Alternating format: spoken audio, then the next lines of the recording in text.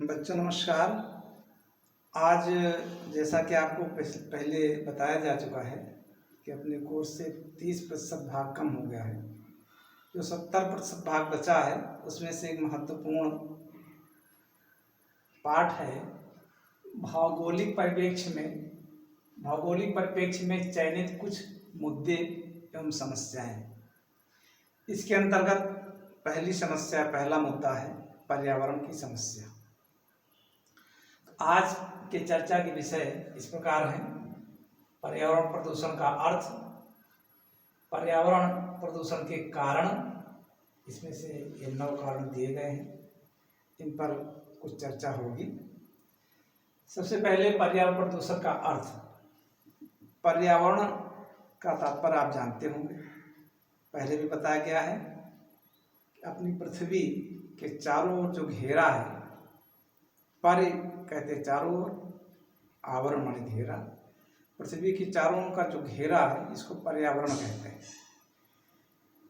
तो पर्यावरण प्रदूषण का मतलब ये जो घेरा है जहाँ पर मानव निवास करता है उसमें कौन सी गंदगी प्रवेश होती है, प्रदूषित वायु, जल, ये अनेक चीज़ें आती हैं, तो इसको मिला करके कहते हैं पर्यावरण प्रदूषण। ये पर्यावरण प्रदूषण क्यों होता है, इसके कारण ये दूसरा बिंदु है। पहला कारण है शहरीकरण। शहरीकरण पर्यावरण प्रदूषण का सबसे पहला कारण है। हम जानते हैं पहले गांव में लोग रहते थे, दूर दूर रहते थे, जनसंख्या कम थी, प्रदूषण उतना नहीं होता था। आजकल शहरीकरण हो रहा है, लोग शहरों में ज़्यादा बस रहे हैं, तो सघन जनसंख्या होने के कारण से वहाँ पर प्रदूषण, कूड़े का प्रदूषण है, ज़्यादातर लोग रहते हैं तो नालियाँ हैं, वायु प्रदूषण है, बहुत सा प्रदूषण फैलता है नगरीकरण कारण से। तो इस प्रकार से पहला कारण है शहरीकरण या नगरीकरण। दूसरा कारण है औद्योगिकरण। पहले ज़्यादातर सामान हाथों से बनता था, कल कारखानों में नहीं बनता था। आजकल उद्योगों के लग जाने से, कल कारखानों के लग जाने से अब सामान उसमें बनता है। तो अधिकाधिक औद्योगिकरण होने से बहुत से कल कारखाने लगाए जाते हैं और उन कारखानों में से निकलने वाला कचरा, निकलने वाला प्रदूषित धुआं, गैसें, ये सब वातावरण को गंदा करते हैं। तो ये दूसरा कारण है। तीसरा है जनसंख्या वृद्धि। जनसंख्या कम होने से आवश्यकताएं भी कम होती हैं, औद्योगिकरण भी कम होगा, शहरीकरण भी कम होगा, और जनसंख्या ज्यों ज्यों बढ़ेगी त्यों त्यों पृथ्वी पर उसका भार बढ़ेगा, प्रदूषण भी बढ़ेगा। तो जनसंख्या की वृद्धि भी एक प्रमुख कारण है प्रदूषण का। अगला है रासायनिक खादों, कीटनाशक आदि का अनुचित प्रयोग। पूर्व काल में ज़्यादातर खादें गोबर की खाद, हरी खाद, ये सब डाली जाती थी।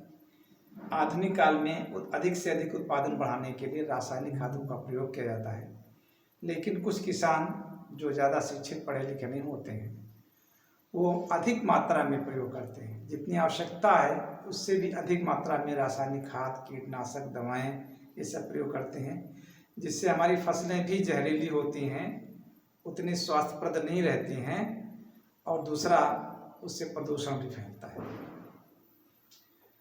अगला है यातायात। यातायात के साधनों के विस्तार के साथ साथ में प्रदूषण बढ़ता है। उनसे निकलने वाला धुआं हवा को प्रदूषित करता है, निकलने वाला शोर भी वायु को प्रदूषित करता है।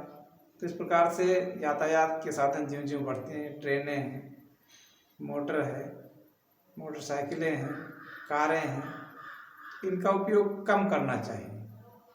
एक व्यक्ति को जाना तो भी अपना एक कार से जा रहा है, कार का मतलब 4-5 सीटें होती, 2-4 लोगों को जाना हो तो कार से जाना चाहिए। तो ये सब यातायात का भी प्रभाव पड़ता है। यातायात के अधिक होने से, इनके साधनों के अधिक होने से प्रदूषण फैलता है। अगला युद्ध। जब कभी युद्ध होता है तो भयंकर प्रदूषण बढ़ जाता है। उससे तो विस्फोटक पदार्थ से प्रदूषण होता है, निकलने वाले धुआं, जहरीली गैसें, इनसे वायु बहुत अधिक प्रदूषित हो जाता है। अगला है वनों का ह्रास। वन पर्यावरण को स्वच्छ करने में सहायक होते हैं, उनसे ऑक्सीजन निकलता है, पर्यावरण शुद्ध करता है। लेकिन वर्तमान समय में वनों का धीरे धीरे ह्रास हो रहा है, कमी हो रही, वन काटे जा रहे हैं। इससे भी पर्यावरण की समस्या उत्पन्न हो रही है, पर्यावरण प्रदूषित हो रही है। अगला है जीव जंतु। जीव जंतुओं के द्वारा भी गंदगी होती है, प्रदूषण होता है। जैसे आजकल बहुत से जानवर इधर उधर छुट्टा जानवर घुमा करते हैं, जहाँ तहाँ रास्तों में गोबर कर देते हैं, तो सब गंदगी होने से प्रदूषण फैलता है। अगला है प्रदूषक तत्व। प्रदूषक तत्व कौन कौन से हैं जिनसे प्रदूषण फैलता है? जैसे धुआं एक प्रमुख तत्व है, धुएं से प्रदूषण फैलता है। कारखानों द्वारा निकला हुआ कचरा है, ये सब बहुत से ऐसे तत्व हैं जिनसे प्रदूषण जो फैलता है, चाहे वायु प्रदूषण हो, चाहे जल प्रदूषण हो, सभी प्रकार के जो प्रदूषण फैलाने वाले तत्व होते हैं, इनको प्रदूषक तत्व कहा जाता है। तो आज के भाग में केवल इतना है। आगे पुनः आपको इसी पाठ का दूसरा भाग बताया जाएगा।